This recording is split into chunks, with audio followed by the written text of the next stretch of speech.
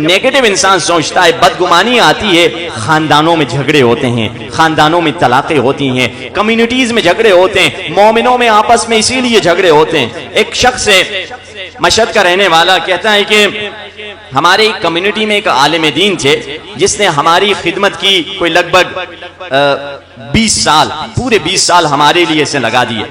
और 20 साल के बाद मैं वुजू खाने में वुजू कर रहा था, मौलाना को टॉयलेट से निकलता देखा। अब ये बंदा खुद बता रहा है जो रावी है, मौलाना को टॉयलेट से निकलता देखा और जोहर की नमाज का टाइम था, मौलाना ने वुजू नहीं किया, हाथ धोकर निकल गए। मैंने सोचा अभी नमाज का टाइम है, शायद बाहर कोई लोटा पड़ा हुआ होगा। मैंने जासूसी की, पहले गलत काम, मौलाना के पीछे गया, देखा कोई नहीं, लोटा था। सीधा मौलाना में गए मस्जिद में, सर पे अमामा रखा, कांधे पर अबा रखी, मेहराब में अल्लाह अकबर। मुझे हैरत हुई, ये कैसे मौलाना है जो वुजू बगैर लोगों को नमाज पढ़ा रहे हैं। अभी मैंने खुद देखा, वॉशरूम से निकले, मैं नीचे आया, दोस्तों से कहा कि भाई तुमने देखा ये मौलाना है जो वुजू कर किए बगैर लोगों को नमाज पढ़ा रहे। कहा बिल्कुल हमने देखा है। तो ये 4 बंदे उधर थे, 4 लोगों ने 40 बंदों को बताया, उन 40 ने 400 लोगों को बताया, उन 400 ने 4000, सारे इलाके में पता चल गया ये मौलवी साहब 20 साल से बगैर वुजू के हमें नमाज पढ़ा रहा है। यानी कोई कंफर्मेशन नहीं की, बस वैसे ही जैसे आजकल हम व्हाट्सएप पे मैसेज आता है ना, देखते भी नहीं, सच्चा मैसेज है, झूठा मैसेज है, टिक करके फॉरवर्ड लगा दिया कि हाँ ठीक है ये खबर सही है। भाई कितनी खबरें इसराइलियों की तरफ से झूठी बनती हैं, ये फेक खबरें होती हैं, फॉरवर्ड न किया करें। और उस गुनाह में भी शरीक होंगे जिसकी वजह से उसका जो असर होगा, हम उस गुनाह में शरीक, खामखा बैठे बैठे टेक लगाए हुए सोफे पर बैठे हुए गुनाह कमा रहे हैं। अब कहा इतनी बात मशहूर हो गई, लोगों ने कहा पता नहीं ये इसराइल का एजेंट है, कौन है, हमारी नमाजें खराब करने आया है। उसकी बीवी बच्चे भी उसे छोड़ के चले गए। 2 महीने कहता है हमें लगा, हमने उस मौलवी को अपनी मस्जिद से निकाल दिया। और ये शख्स कहता है मैं बड़ा खुश था कि मैंने बड़ी दीन की खिदमत की है, 20 साल से ये बंदा हमारी नमाजें खराब कर रहा था। अब 2-4 महीने के बाद जब हज का मौसम आया, मुझे अल्लाह ने हज की तौफीक दी, मैं हज पे गया। हज पे लोग बीमार होते हैं ज्यादातर, मुझे भी खांसी नजला जुकाम हो गया। अब एक मरतबा मैंने सोचा जाऊं किसी अस्पताल पे, काबतुल्लाह अल हराम के नजदीक एक अस्पताल था। डॉक्टर को मैंने कहा कि मुझे तकलीफ है, कोई दवाई। डॉक्टर ने कहा सुई लगेगी। मैंने आसीन ऊपर की, कहा नहीं आसीन नहीं, जाके लेट जाओ, तुम्हें पीछे सुई लगाएंगे। मैं जाके लेट गया, डॉक्टर ने सुई लगाई और ताकि खून जो है मेरी शलवार को न लगे, उसने छोटा सा इलास्टर प्लास्टर लगा दिया ताकि वो खून रुक जाए। मैं उठ के निकल गया। अब मैंने सोचा काबतुल्लाह जाऊं, मगर मैंने सोचा मेरे जिस्म पे शायद जर्रा सा खून होगा, जाता हूं वॉशरूम, उसको धो लेता हूं और इलास्टर प्लास्टर को फेंक देता हूं और फिर साफ सुथरा काबतुल्लाह में जाता हूं। मैं वॉशरूम गया, अपने जिस्म को धोया और वॉशरूम से निकला, हाथ धोकर जब मैं जा रहा था, लोग मुझे देख रहे थे कि ये बंदा वुजू क्यों नहीं कर रहा। मैं सोच रहा था मैंने कोई वुजू टूटने वाला काम ही नहीं किया, मैं गया वॉशरूम में हूं, मगर वॉशरूम इस्तेमाल करने के लिए नहीं गया, मैं तो इलास्टर प्लास्टर फेंकने के लिए गया था। अचानक मुझे ख्याल आया उस आलिम दीन का जिसका नाम शेख हादी था, उसको मैंने पूरी मुआशरे से निकाल दिया था। अब मेरा दिमाग फट रहा था, क्या उसका भी यही केस था, क्या उसका भी यही मौरिद था।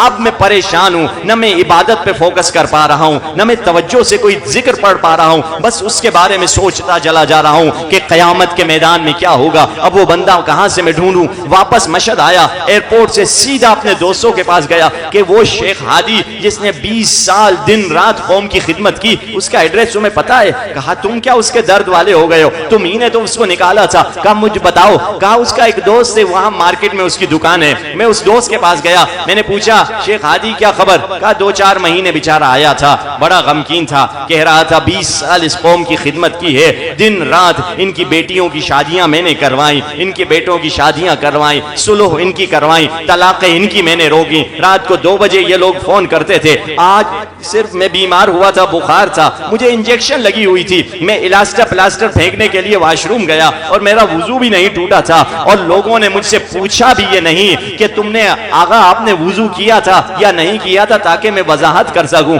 अब मैं ये जगह छोड़ के जा रहा हूं, पूरी जिंदगी जाके नजफ में गुजारूंगा और अली से कहूंगा लोगों ने किस तरह से मुझे बेइज्जती की है, किस तरह से मेरी बेहुरमती की है। ये शख्स कहता है जब भी मैं करबला और नजफ गलियों में फिरता था, लोगों से पूछ रहा था शेख हादी कहाँ है, मगर मुझे वो कभी नहीं मिले, क्योंकि मैं चाहता था उससे माफी मांग लूं। मैंने उसकी जिंदगी एक बदगुमानी की वजह से बर्बाद कर दी थी, एक नेगेटिव थॉट की वजह से बर्बाद कर दी थी। तभी इमाम खुमैनी वो सुनहरा जुमला फरमाते हैं, दीन को बाहर वाले दुश्मन ने इतना नुकसान नहीं पहुंचाया है जितना बेवकूफ दोस्तों ने नुकसान पहुंचाया है।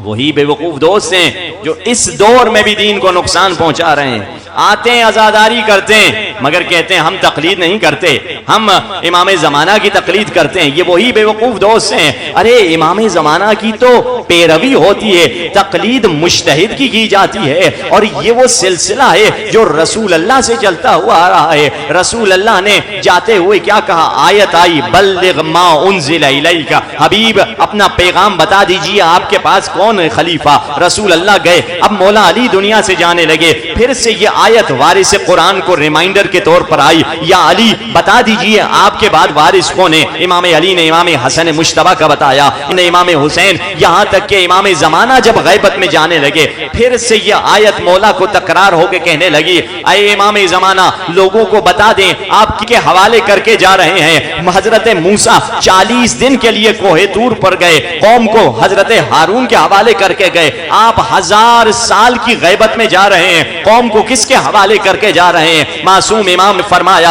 अपनी तौक़ियात मौला की उठाकर देख लीजिए, ऐ शियो मैं गैबत में जा रहा हूं, मगर तुम्हें लावारिस नहीं छोड़ा है, तुम्हें फर्ज है सबसे बड़ा आलिम, सबसे बड़ा मुज्तहिद, सबसे बड़ा मुत्तकी, उसकी तुम पैरवी करो, उसकी तुम तकलीद करो। और जुमला ऐसा है बाज लोगों को हजम भी नहीं होता, कितना भारी जुमला मासूम ने गैर मासूम के बारे में कहा। क्या फरमाया, फर्जिउ इला रुवात अहादीसिना, हमारे हदीसों के रावियों की तरफ, उन आलिम दीन की तरफ जाना। अगला जुमला अजीब है, फरमाया इन्नहुम हुज्जतुन अलैकुम व अना हुज्जतुल्लाहि अलैहिम, ये गैर मासूम तुम पर हुज्जत है और मैं महदी इन पर हुज्जत हूं।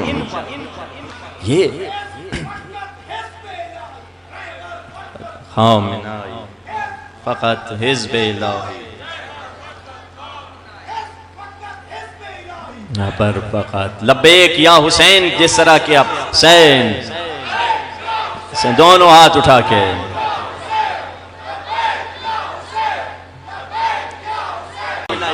दोनों हाथ उठा के,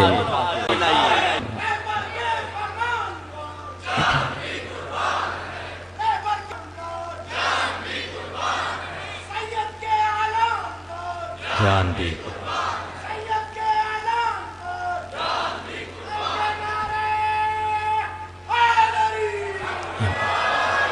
और अगर हम चाहते हैं इस गैबत में इमाम ज़माना की सही माना में आशिक बने, तो अपनी बेदार होकर अपनी बेदारी का सबूत दें। क्योंकि याद रखिए, दुश्मन अहले बैत का हमेशा से आप देखिए, रसूलुल्लाह से ज्यादा दुश्मनी अबू तालिब से क्यों थी? क्योंकि अबू तालिब मुहाफिज रसूल अल्लाह थे। मौला अली से मौला रसूल अल्लाह से ज्यादा मौला अली की से दुश्मनी क्या थी? क्योंकि अली बाद अबू तालिब रसूल के मुहाफिज से। करबला में अब्बास से ज्यादा दुश्मनी क्यों थी? क्योंकि अब्बास मुहाफिज हुसैन थे। आज इमाम ज़माना से ज्यादा इन जालिमों को, चाहे वो बाहर वाले हो चाहे वो हमारी सफों में हो, उनको दुश्मनी रहबर मुअज्जम से या आगा सिस्तानी से क्यों है? क्योंकि ये वो है जो मुहाफिज इमाम ज़माना है, ये दीन की हिफाजत के लिए अपनी जान कुर्बान कर रहे हैं। उनका मजाक उड़ाया जाता है, उनकी तौहीन कर दी जाती है। जो जिंदा शहीद है, जिनका हाथ उस दीन की हिफाजत में शहीद हुआ है। इसीलिए कहते हैं, अगर जानना चाहते हो कि तुम मुनाफिक कौन है, अली का जिक्र छेड़ के देख लो, पता चल जाएगा मुनाफिक कौन है। अगर मजीद जानना चाहते हो कि मुनाफिक कौन है गहराई में, तो अबू तालिब का जिक्र छेड़ दो, पता चल जाएगा मोमिन कौन है, मुनाफिक कौन है। मगर हमारी सबों में तो अली को भी सब मानते हैं, अबू तालिब को भी सब मानते हैं। तो कहा सैयद अली खामनई का जिक्र छेड़ के देख लो, पता चल जाएगा मोमिन कौन है, मुनाफिक कौन है। ये वो मेयार क्राइटेरिया गैबत के जमाने में हमारे पास मौजूद है और हमारा मकसद ही यही है इस फर्श अज़ा पे कि मौला को ये बतलाएं। देखिए आप, सलाहुद्दीन अय्यूबी ने कितने लोगों को शहीद किया इसी शाम में, इसी मिस्र में। मगर आप देखिए, या उससे पीछे ज्यादा पुरानी बात नहीं, अब्दुल वहाब के जमाने की बात, 150 साल पुरानी बात है। अब्दुल वहाब ने हमला किया, गदीर का दिन था, उलमा और सारे मर्द गए हुए थे नजफ में गदीर का जश्न मनाने। उसी दिन अब्दुल वहाब आया, उसने करबला पे हमला किया, करबला में इज्जतें लूटी, प्रेग्नेंट औरतों को कत्ल किया, करबला की जरी को तोड़ा, जरी का सोना चोरी करके चला गया, मगर कोई हिफाजत करने वाला नहीं था। ये मुतवक्किल अब्बासी का जमाना नहीं, ये 150 साल पुरानी बात है, ये इसी सदी की बात हो रही है। तो उसने हरम को शहीद कर दिया, मगर कोई हिफाजत करने वाला नहीं था। क्या उस जमाने में मुज्तहिद नहीं थे? क्या मर्जा नहीं थे? क्या उलमा नहीं थे? फर्क क्या है उस जमाने का और इस जमाने का? इस जमाने में जैसे सुना कि दाइश आने वाले हैं, हमारे उलमा, हमारे मराजे ने फतवा दिया, रहबर ने कासिम सुलेमानी को भेजा और कासिम सुलेमानी ने वो हिफाजत की। एक सलवात मोहम्मद वाली मोहम्मद की जात सल्ले अला मोहम्मद। तो इस जमाने में जैसे खतरा महसूस हुआ, आगा सिस्तानी का फतवा आया, रहबर ने कासिम सुलेमानी को भेजा, उन्होंने हशद शाबी शिया मलेशिया को बनाया जो आज तक मौजूद हैं, और उन्होंने हरम की दिफा की है, उन्होंने हरम की हिफाजत की है। क्या फर्क है उस 150 साल और अभी में? अभी फर्क विलायत फकीह की ताकत है। ये विलायत फकीह की ताकत है जिसने आपको सुरखरू किया हुआ है। 12 दिन की जंग हुई, हम खुद पूरे के पूरे 12 दिन कुम ही में थे, वो आवाजें सुनते रहते थे जंगों की, मगर इस 12 दिन की जंग ने ऐसे हैदर वालों को सुरखरू कर दिया, अली के चाहने वालों को सुरखरू कर दिया कि हर बंदे ने तस्लीम किया है, हर बंदे ने एक्सेप्ट किया है। हाँ, इसराइल तुम्हारे पीछे, अमेरिका है तुम्हारे पीछे, यूरोप है तुम्हारे पीछे, अरब मुल्क है तुम्हारे पीछे, तुर्की है तुम्हारे पीछे, जॉर्डन है तुम्हारे पीछे, इजिप्ट है तुम्हारे पीछे, मिस्र, इमारात, कतर, ये तमाम मुल्क हैं, मगर हमारे पीछे इमाम ज़माना मौजूद है।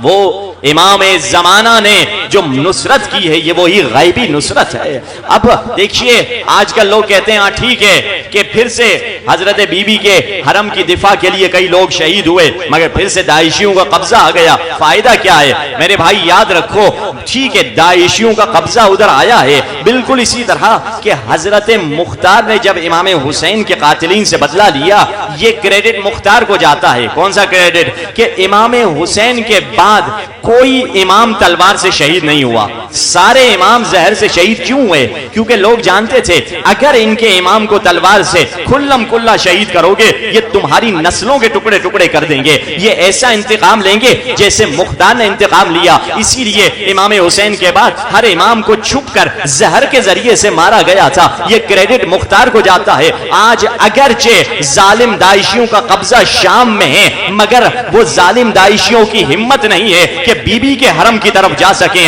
अगरचे पहले कहते थे हम बीबी के हरम को गिरा देंगे, ये क्रेडिट कासिम सुलेमानी को जाता है जिसने अपनी जान कुर्बान कर दी थी, जिसने अपने जिस्म के टुकड़े टुकड़े कर दिए। ये वो लोग हैं जिन्होंने अपनी जान दे दी। और मैं अक्सर दोस्तों से कहता हूं, जब मशहद जाएं, जब कुम जाएं, पाक हस्तियों की जब ज़ियारत जाएं, किरमान जाया करें कासिम सुलेमानी की खबर पर। क्यों? क्योंकि ये वो लोग हैं जो उन हस्तियों के नक्श कदम पे चल के आज जान कुर्बान कर रहे हैं। ये नहीं कि हम सिर्फ अहल बैत के लिए जाएं, मन्नतें लेने जाएं, फायदे लेने जाएं, मगर अहल बैत को जब देने को बारी आए फिर हम गायब हो जाएं। हमने तो मन्नतें ली हैं ना अहल बैत से, औलाद ली हैं, पैसे लिए हैं, उन्होंने औलाद दी है, उन्होंने बच्चे दी हैं। तभी तो कहा अरबों में ईरानियों में फर्क ये था, अरबों ने अपने बेटे दिए ताकि ईरानियों ने अपने बेटे दिए ताकि उनकी बेटियां अरबों की तरह काफरों के सामने नाचना न पड़े।